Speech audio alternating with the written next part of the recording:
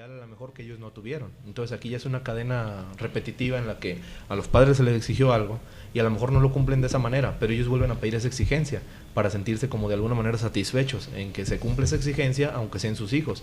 Entonces aquí esta cadena pues un poco problemática para todos, en la que al hijo se le exige y si no se le cumple él va a exigir posteriormente y a la vez la exigencia pues es una exigencia previa.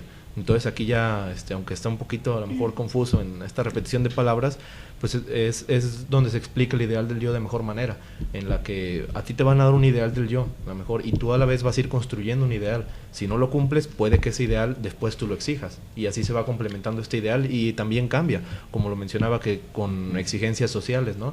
Ya se sabe lo que como está de moda, lo que es popular, o inclusive como ese ideal a lo mejor en el músico, pero después que se repite en la adolescencia, en la que el joven quiere ser ese rockero, ¿no? O quiere ser ese cantante exitoso. Entonces ahí es cuando se da todo esto de que todos quieren crear bandas, ¿no? Y pues así, el ideal a lo mejor son en lapsos, pero un ideal siempre se estableció en un principio para el hijo. Y es muy curioso, sobre todo en el caso de las madres, ¿no? Algo que es singular, que la mamá quería ser, no sé, bailarina de ballet y a fuerzas quiere que la hija lo sea, ¿sí? Y es clásico, porque no sé qué pasa con el ballet, que hay ahí una fijación medio extraña, y entonces las mamás desean que las hijas sean bailarinas, cosa que ellas no pudieron realizar, ¿no? O que toque el piano, un instrumento, pinte, no sé. Todo lo que no realizó la madre o el padre, desean que su hijo los realice por ellos, ¿no? Viéndolo de una manera ya más simple o más... Ahí podríamos decir que el ideal del yo se lleva de una manera social, como para aprobar esa feminidad. Las niñas tienen que ser bailarinas, las niñas tienen que estar siempre en ese ámbito como de mujeres, y el niño no, el niño tiene que a lo mejor ir a jugar fútbol, tiene que hacer deporte, tiene que hacer algo más rudo que hacen los hombres. Entonces ahí es como un nivel social en el que dicen el ideal del yo para la mujer y el ideal del yo para el hombre, y es ahí cuando se ayuda a fijar, ¿no? Sí, en efecto, el ideal de yo es tanto cultural como social, o sea, familiar. Todos los núcleos como que van aportando a ese ideal del yo cosas, como por ejemplo, si lo vemos en la novela de Mujercitas, a ellas se les exige ser de cierta forma. Tienen que coser, tienen que saber portarse bien, tienen que... No es una novela en la televisión, es un libro clásico, Tavo, por favor. Ya ven, nota para todos los que nos están escuchando. El que tiene otro de hombrecitos, ¿cómo se llama? Ahí, el de Mujercitas, y para ti, Tavo, cómprate el de Hombrecitos. Te lo voy a regalar. ¿Cuándo es tu cumpleaños? Yo dije, no lo vi, no de que no lo haya visto en la televisión, no lo vi en la estantería de la librería que voy. Bueno, pero volviendo a este libro, en el libro se ve muy plasmado cómo algunas de las hijas sí llevan este ideal a cabo, o sea, se visten muy formales, se compran con sus pocos centavos vestidos muy caros, muy elegantes, pero siempre está Joe, la hija que es como que le gusta jugar más con el vecino y juega fútbol y está despeinada todo el tiempo, y ella es muy castigada por esto. Y entonces ella siente culpa porque no se siente, como no está cumpliendo con su ideal del yo, ella se siente culpable por ello, y también en parte porque de cierta forma está decepcionando a su madre y a su familia, porque en estos tiempos se hablaba del honor de las familias, y si no cumplías con esta ideal del yo, pues deshonrabas a la familia. Entonces como un poco aplicado el ideal del yo a una novela. Y ahora, ¿por qué se puede hablar de esta insatisfacción constante, no? Sería como la pregunta, ¿por qué siempre hay como esa insatisfacción o inclusive esa culpa ya a un grado mayor en todas las estructuras? Vemos que a lo mejor el neurótico igual se siente insatisfecho, el psicótico igual se siente insatisfecho, y así el perverso también se va a sentir insatisfecho. ¿Por qué hay esto? Porque a fin de cuentas podríamos hablar de una falta en todos ellos. Entonces ya sea que la falta la lleven en ellos mismos o la falta la quieran ver en el otro. Entonces es lo que va a provocar insatisfacción, así como en este ideal del yo, pues el ideal del yo va a ser de alguna manera la perfección como vacía. Entonces esa perfección que siempre se va a buscar y nunca se va a encontrar, y es aquí donde ocasiona la insatisfacción. Entonces al sentir la falta en uno mismo o al sentir la falta en el otro, ya si la trasladas a lo mejor como mecanismo de defensa, que decíamos una represión o un traslado de como afecto, se le pasa al otro y dices, bueno, es que el que tiene la falta es el otro, y ya a lo mejor te vuelves un poquito más narcisista, ¿no? Decir, yo sí estoy completo, pero el otro no, y entonces ¿cómo voy a estar completo si ocupo pareja? Y ahí como que sigue la insatisfacción. Entonces sería pues esa pregunta, ¿por qué la insatisfacción constante en cada estructura? Y a lo mejor podríamos contestarla de esta manera, porque hay una falta constante. Entonces hasta que no se detecte como la falta y qué la ocasiona, pues se va a poder atacarla.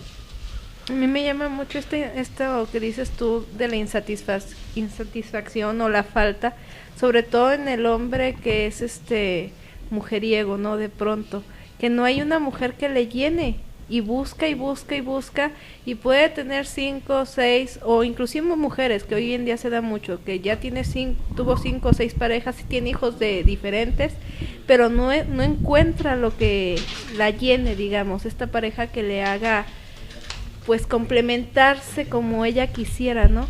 Entonces me parece de pronto como increíble cómo se llega inclusive a estos límites de tener hijos y hijos y hijos de uno y de otro y de otro, y no se pone a pensar en las consecuencias, porque es tan grande la falta que no alcanza a controlarla. Y ahí vemos la falta, y que se liga con este concepto del ideal del yo, en el que el ideal se traslada al otro. Entonces ahí, ¿por qué no me satisface nadie? ¿O por qué no hay nadie que sea suficientemente perfecto? Pues por esto, porque el ideal está ya ahora no en uno mismo, no está en cumplir expectativas, sino en el otro, que cumpla mis expectativas. Entonces ahí, como veíamos, así como el ideal se traslada de hijo a padre, de padre a hijo, pues aquí también se traslada a la pareja. Hay otro concepto que también se conecta y que nos puede causar conflicto con el ideal de yo, que es el yo ideal. El yo ideal es un ideal de omnipotencia narcisista forjado sobre el modelo del narcisismo infantil. Aquel tiempo donde el niño podía hacer todo y nada más por sonreír ya todo el mundo le rima juguetes, le da comida, le dan pecho, todo, no le falta nada y puede hacer cualquier cosa. Y cada persona que lo ve dice, ay, de grande va a ser tal cosa, va a ser futbolista, va a ser cocinero, no sé. Entonces el niño se la cree y piensa que en realidad puede llegar a hacer todo eso. El problema es cuando ya en la etapa adulta no se cambia ese yo ideal por el ideal del yo, porque entonces se va a estar frustrando porque se va a dar cuenta de que va a haber muchas cosas que no puede hacer. Bueno, dice Eliazar, un besito para el doc. Está hablando Domingo. Eso. No creo que sea para mí. Dice doc, reciban el afecto, no hay problema. Dice Yolis, hola mis estimados, se les quiere y estima mucho. Ay, qué bueno. Saludos, Yolis. Saludos. Bueno, sí, bueno, ahí están los dos conceptos del yo ideal y ideal del yo. Y también entraría aquí el concepto de normalidad. Pues digamos, en psicoanálisis se dice que la normalidad como tal no existe, que solamente serían neuróticos, pues todos o la gran mayoría. Y lo normal sería el no tener síntomas o que los conflictos del neurótico estén dominados. Y lo patológico sería que el conflicto domine al yo, pues a la persona, y eso ya se consideraría un estado patológico de la neurosis. A diferencia de los dos, pues eso sería como la definición de normalidad. La normalidad que siempre es tan subjetiva, ¿no? Y que todos como que le sacan o todos quieren ser normales, pero a la vez dicen, no, es que yo soy bien raro. Y así, es como, entonces si todos somos raros, pues todos seríamos iguales. Y de alguna manera la normalidad, pues yendo al vocablo, pues la normalidad viene de la norma, lo que te dice la norma. Entonces tendríamos que hablar primero de una cultura o de una sociedad ya con leyes, y en la que en base a estas, a las normas que te están estableciendo, eres normal o no lo eres. Más que nada ahí sería como el término, y por eso a lo mejor el psicoanálisis pues lo deja de lado, porque pues si es como apegarte a las normas, pues de alguna manera, sí, en un caso de un perverso pues va a estar tratando de romperlas, pero podemos eso ya desmenuzarlo en que está tratando de abolir a lo mejor la figura de autoridad. En este caso no nada más a la norma como la ley, sino más allá como al padre, podría ser. Y entonces en este caso pues la normalidad, pues la norma va a ser también cambiante, evolutiva. Entonces la normalidad, si lo queremos ver así, es solo esto. Mientras estés como de acuerdo con las normas, eres normal, y en realidad pues casi nadie lo es. Otro concepto importante, creo que no lo hemos mencionado, son dos conceptos básicos del psicoanálisis: la asociación libre de ideas, que se utiliza en la terapia, que es expresar sin discriminar nada todo aquel pensamiento que se nos ocurra, y sin darlo, y se puede dar de manera espontánea. Todo lo que se me venga a la mente lo voy a decir, y eso va a generar en otra persona esa misma producción de ideas espontáneas, y de esa manera se puede interpretar. El analista también tiene que tener atención flotante, Esta atención flotante es una escucha sin conceder privilegio a ningún elemento del discurso del analizante. El analizante sería el paciente. Entonces no le ponemos atención específica a nada de lo que diga el paciente. Es un poco diferente a lo que veríamos en medicina, por ejemplo. Cuando va el paciente al consultorio, estamos atentos para cuando nos diga, no sé, cuándo fue su último parto, si ya tiene vacunas, si tiene alergias. Pero en cambio, cuando llega con un analista, no vamos a estar al pendiente de nada, hasta que de repente algo sale por ahí. Un ejemplo que podría ser muy claro aquí en México es una cultura donde se usa mucho el doble sentido. Entonces de repente cuando están los compadres, ¿no?, están platicando y sin estarlo esperando, de repente uno de los dos dice una palabra donde se puede usar doble sentido y se la aplica. Entonces podría ser un ejemplo de cómo funcionaría esta atención flotante y la asociación libre de ideas. Sí, así es. Y muchas veces utilizamos eso, ¿no? La asociación libre y vamos bajo improvisación. Claro. Entonces, ¿qué más conceptos? Bueno, tengo aquí un concepto de Winnicott que es muy interesante, el objeto transicional. Es el primer objeto que posee un sujeto y que no es parte de él, se define entonces como no yo, que tiene una función evolutiva como vínculo contra las ansiedades de separación y también como un espacio dentro de la mente. Este objeto normalmente pudiera ser un peluchito, puede ser una cobijita, y tiene ciertas características este objeto, que tiene derechos respetados por los adultos. Entonces podemos ver que el peluche lo ponen ahí en la mesa porque dice que va a comer con él y no le dice nada a los padres.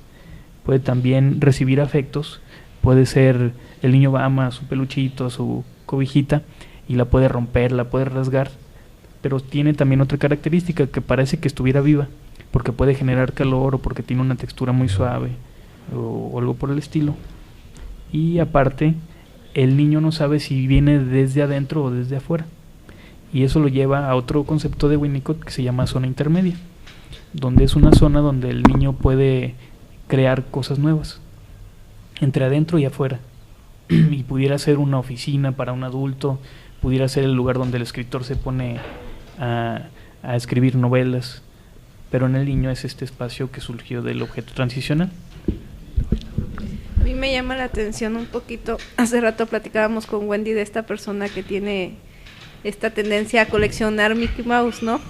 Entonces me llama la atención como que es este objeto no superado, porque busca siempre que ve un Mickey Mouse, lo tiene que tener, ¿no? Parece obsesivo, pero es Mickey Mouse exclusivamente.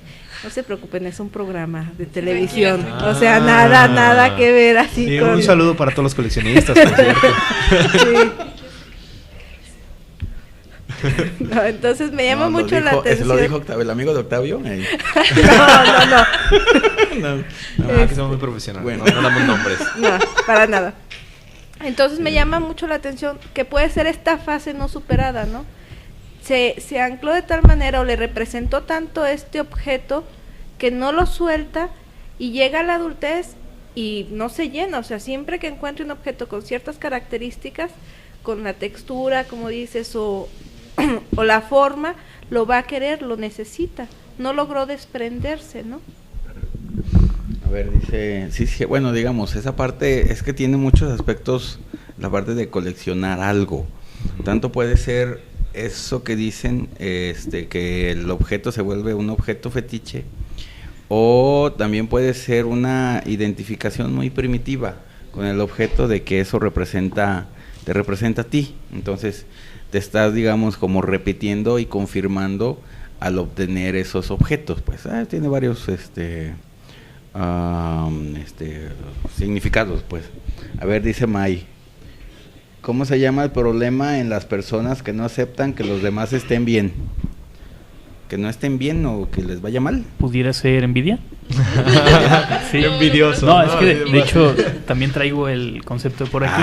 Mira, ahí está. Envidia es un impulso agresivo. Esta es la envidia originaria.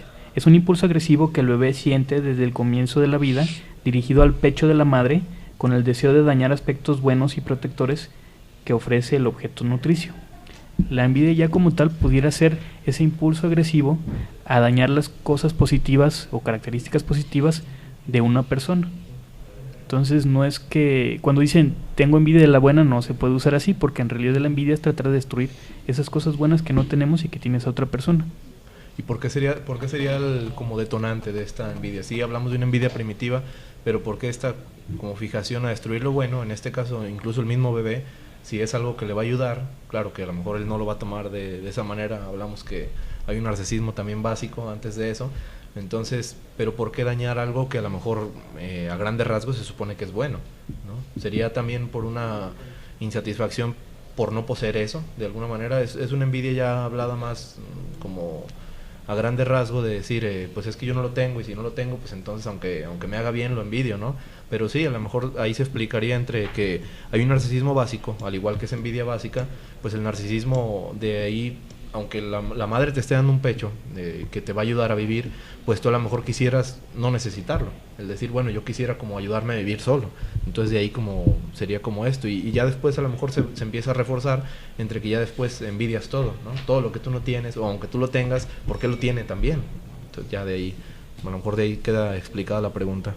Que está más ligado, digamos así, a la estructura psicótica, pues, una envidia muy primitiva, muy primaria, y se podría decir que pues es parte de la psicosis, ¿no? La envidia. ¿Van a decir algo? Bueno, tenemos aquí otro concepto, la melancolía, ese también creo que ya lo han mencionado alguna vez, pero es un sentimiento de desazón y también de cancelación de interés por el mundo exterior, la pérdida de la capacidad de amar, la inhibición de la productividad y una rebaja en el sentimiento de sí, que se exterioriza como a manera de auto denigraciones, perdón, y expectativa de castigo. La única diferencia con esto al duelo es que en el duelo no se tiene esa sensación como de querer castigarse a uno mismo por algo que se perdió. Que sería, digamos, el término equivalente ahorita es depresión, es exactamente lo mismo, pues digamos, depresión y melancolía para el psicoanálisis es igual, no hay no hay diferencia, pues, nomás que se quedó el término del siglo pasado, pues ahí en psicoanálisis, melancolía. Y se liga también esto al objeto deseado, ¿no? Que no se obtiene. Entonces se cae en melancolía justamente por la pérdida del objeto o por no haber obtenido el objeto deseado. Sí, así, y que se pierde, digamos, se pierde completamente, como decía Freud en su frase famosa de que la sombra del objeto recae en el yo, ¿no? Entonces, él se va el objeto, pero también se va donde estaba pegado en la parte del yo, que arranca también toda esa piel, por decirlo así, y se va el objeto y se va la mitad de la persona, ¿no? Con ese objeto, y pues por eso es tan fuerte el sentimiento de tristeza o de malestar, pues en general, que no se puede hacer nada, porque a la persona, digámoslo, le hace falta la mitad de él para poder seguir en la vida, ¿no? Un minuto. A ver, algún otro. Entonces, para la siguiente sesión vemos conceptos lacanianos y kleinianos. ¿Se los avientan? Sí. ¡Eso! Se ve, échenle peligro a la vida. Entonces, ¿continuamos con conceptos? Un concepto Sí, más antes de... Yo digo para el siguiente programa. Sí, al siguiente programa.